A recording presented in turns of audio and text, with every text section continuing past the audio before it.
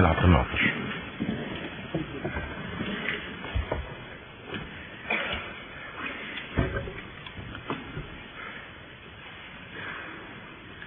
أيها المواطنون أعضاء مجلس الأمة،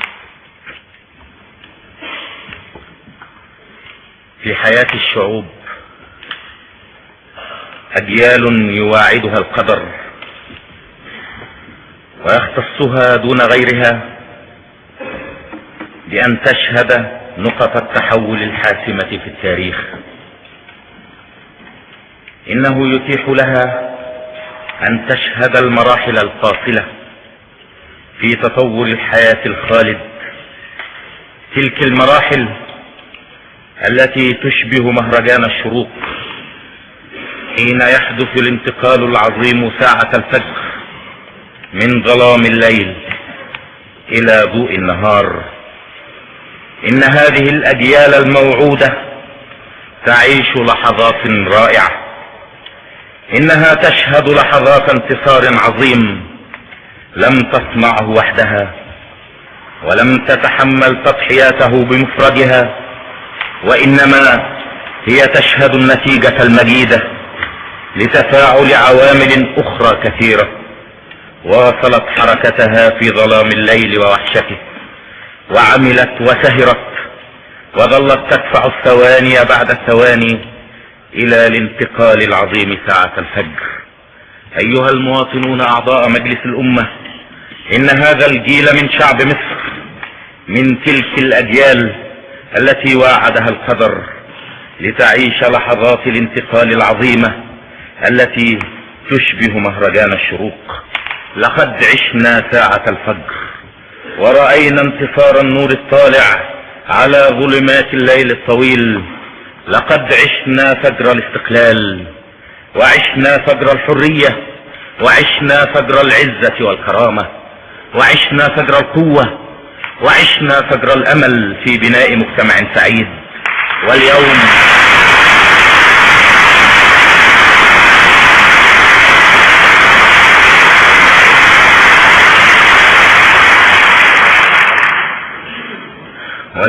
أيها المواطنون أعضاء مجلس الأمة نعيش فجرا جديدا رائعا. لقد بدأ مشرق الوحدة.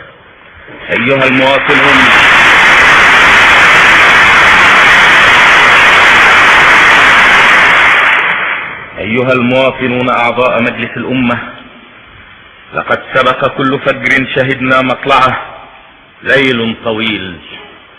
لقد سبقت فجر الاستقلال وفجر الحرية وفجر العزة والكرامة وفجر القوة وفجر الأمل ليالي طويلة امتدت مئات السنين في صراع مستمر مع ظلام الاستعمار والاستبداد والظلم والضعف.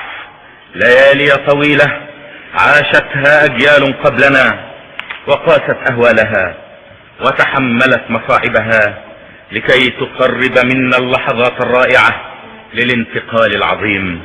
وكذلك هذا الفجر الذي نشهد اللحظة مطلعه، إنه الليل الذي سبق فجر الوحدة هو دون شك أطول ليالي كفاح أمتنا العربية.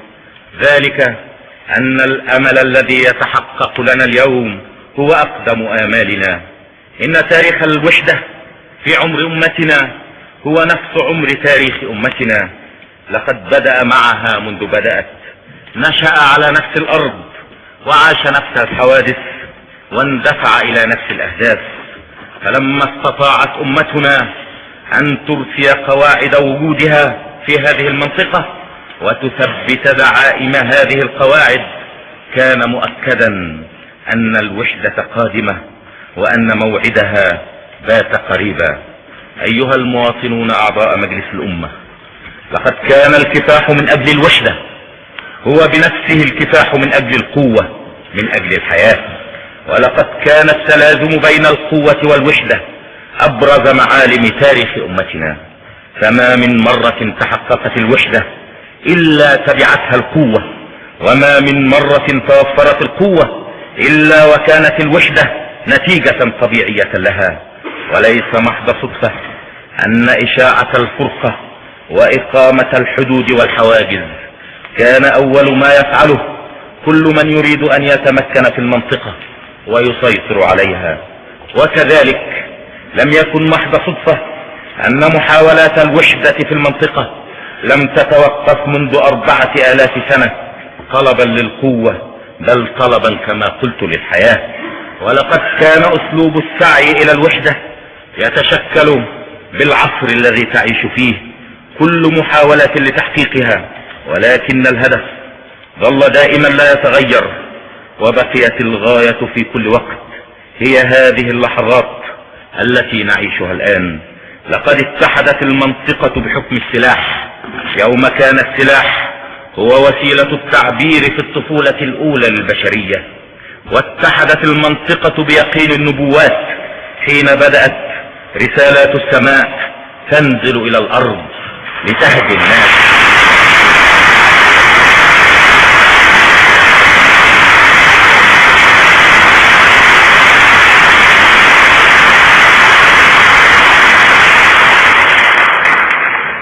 واتحدت المنطقة بسلطان العقيدة حين اندفعت رايات الإسلام تحمل رسالة السماء الجديدة وتؤكد ما سبقها من رسالات، وتقول كلمة الله الأخيرة في دعوة عباده إلى الحق.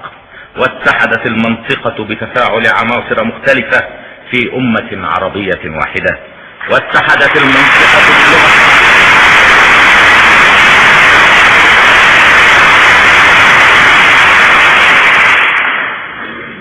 واتحدت المنطقة باللغة يوم جرت العربية وحدها على كل لسان.